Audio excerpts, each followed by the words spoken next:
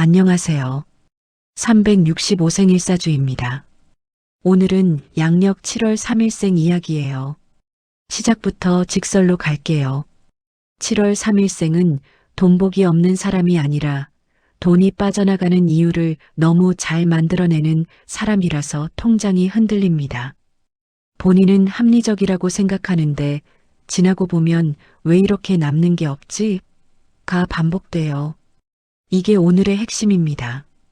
7월 3일생은 기본적으로 사람 마음을 잘 읽고 분위기와 관계를 중요하게 봅니다. 그래서 돈도 숫자라기보다 의미가 붙기 쉬워요. 가족을 위해서, 체면을 위해서, 관계를 지키기 위해서, 불편함을 없애기 위해서 이 네 가지가 합쳐지면 지출이 필요가 아니라 정당화로 변합니다. 그리고 이 순간부터 돈은 빠르게 흘러요. 딱 여기서 갈립니다. 재밌는 건요.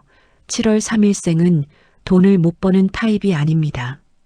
오히려 돈을 벌 기회는 잘 잡아요. 사람 덕을 보거나 소개로 일이 붙거나 이거 내가 하면 잘할 것 같은데 감이 빠릅니다. 그런데 큰 돈이 남기 직전에 이상하게 한 번씩 새는 구멍이 생겨요. 그 구멍이 뭔지 아주 구체적으로 잡아드릴게요. 첫 번째 구멍은 착한 지출입니다. 예를 들어 부모님, 배우자, 자녀, 지인에게 이 정도는 내가 해야지 하면서 기준 없이 결제하는 거예요. 이게 한 번, 두 번은 괜찮습니다. 문제는 7월 3일생은 그걸 내 역할로 굳혀버립니다. 그러면 주변은 익숙해지고 고마움은 줄어들고 당신 통장만 계속 얇아져요. 여기서부터 소름 포인트가 하나 나옵니다. 7월 3일생은 돈을 쓴 뒤에 후회하는 게 아니라 돈을 쓰기 전엔 이미 마음으로 빚을 져버려요. 그래서 결제가 빨라집니다. 마음이 먼저 빚을 지니까요. 두 번째 구멍은 감정 정리 지출입니다. 기분이 안 좋으면 정리하고 싶고 답답하면 뭔가 바꾸고 싶고 불안하면 확실한 걸 사고 싶어집니다. 그래서 쇼핑이든 집안 정리든 건강이든 오늘은 내가 이거 하나는 해야겠다로 가요. 문제는 이게 한 번의 큰 돈보다 작은 지출이 연속으로 이어지는 패턴이라는 겁니다. 택배가 하루 걸러 한 번 오고 카드 명세서에 3만 원, 5만 원이 촘촘히 박히는 타입. 겉으로는 큰 지출이 없어 보이는데 월말에 잔고가 사라져요. 7월 3일생이 가장 속 터지는 구간이 여기입니다.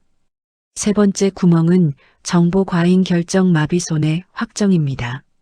7월 3일생은 원래 신중합니다.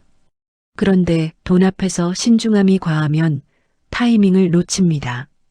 예를 들어 투자든 이사든 보험 정리든 부업이든 자료는 엄청 모으고 비교도 하는데 마지막 결정을 못해서 그냥 하던 대로로 돌아가요. 그 결과는 뻔하죠. 지출 구조는 그대로, 돈 새는 길도 그대로. 그래서 7월 3일생에게 돈은 벌기보다 결정해서 남기기가 더 큰 숙제입니다. 여기까지 들으면 불안해지죠? 그런데 반대로 7월 3일생은 돈이 남기 시작하면 회복 속도가 굉장히 빠른 타입이에요. 왜냐? 원래 감각이 좋아서 구조만 잡히면 유지가 됩니다. 그래서 오늘은 금전운을 운으로 말하지 않고 돈이 남는 구조를 7월 3일생 맞춤으로 만들어 드릴게요. 먼저 7월 3일생에게 가장 먼저 필요한 건 절약이 아닙니다. 지출의 이름표를 바꾸는 것이에요. 지출을 세 가지로만 나눠보세요. 생활유지, 관계유지, 불안진정. 이걸 한 달만 기록해보면 당신 돈이 어디로 빠지는지 바로 보입니다. 그리고 놀랍게도 많은 7월 3일생은 생활유지보다 관계유지와 불안진정이 더 큽니다. 이게 보이는 순간부터 돈이 달라져요. 나는 돈을 못 모아가 아니라 내 돈은 내가 아닌 다른 이유로 나가고 있었네로 바뀝니다. 그리고 7월 3일생에게는 통장 쪼개기가 효과가 좋습니다. 다만 너무 복잡하면 스트레스 받아서 포기해요. 그래서 딱 두 개만 가요. 하나는 이번 달 내가 살아야 하는 돈, 다른 하나는 미래의 나를 살리는 돈. 월급이든 수입이든 들어오면 미래 통장으로 먼저 일정 금액을 보내세요. 여기서 포인트는 남으면 저축이 아니라 먼저 보내고 남은 돈으로 이번 달을 설계하는 겁니다. 7월 3일생은 마음이 약해서 남는 돈을 저축하려고 하면 실패할 확률이 높아요. 반대로 자동으로 빠지면 마음이 편해집니다. 결정이 끝났기 때문이죠. 다음은 관계 지출의 규칙입니다. 이게 진짜 중요해요. 7월 3일생은 사람 때문에 돈이 셉니다. 그러면 해결책은 간단합니다. 사람을 끊는 게 아니라 규칙을 먼저 정하는 겁니다. 예를 들어 경조사, 선물, 밥값, 도움을 하나로 묶어서 관계비로 잡고 매달 한도를 정하세요. 여기서 중요한 건 한도를 지키는 의지가 아니라 한도를 넘기면 다음 달 관계비가 자동으로 줄어드는 시스템을 만드는 거예요. 그래야 죄책감 없이 멈출 수 있어요. 7월 3일생은 죄책감이 들어오면 바로 무너집니다. 그리고 7월 3일생의 돈복을 확 키우는 강점이 하나 있습니다. 생활 감각이 돈으로 바뀌는 타입이라는 거예요. 정리, 살림, 공간, 음식, 건강, 아이 교육, 정보 정리. 이런 영역에서 7월 3일생은 남을 편하게 만드는 방식을 알아요. 이게 그대로 부업이 됩니다. 예를 들어 정리 컨텐츠, 중고 판매 루틴, 동네 기반 소규모 판매, 경험 공유형 강의, 리뷰형 컨텐츠. 7월 3일생은 과하게 공격적인 사업보다 생활 기반의 작지만 반복되는 수입 구조에서 돈이 쌓입니다. 여기서 중요한 건 크게 한 방이 아니라 작게 반복이에요. 이게 7월 3일생한테 가장 잘 맞습니다. 투자 이야기도 해볼게요. 7월 3일생은 투자에서 두 가지 극단이 나옵니다.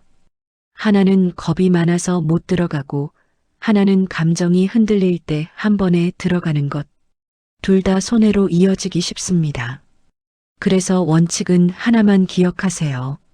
기분 좋을 때는 투자하지 말고 기분 나쁠 때는 더 투자하지 마라.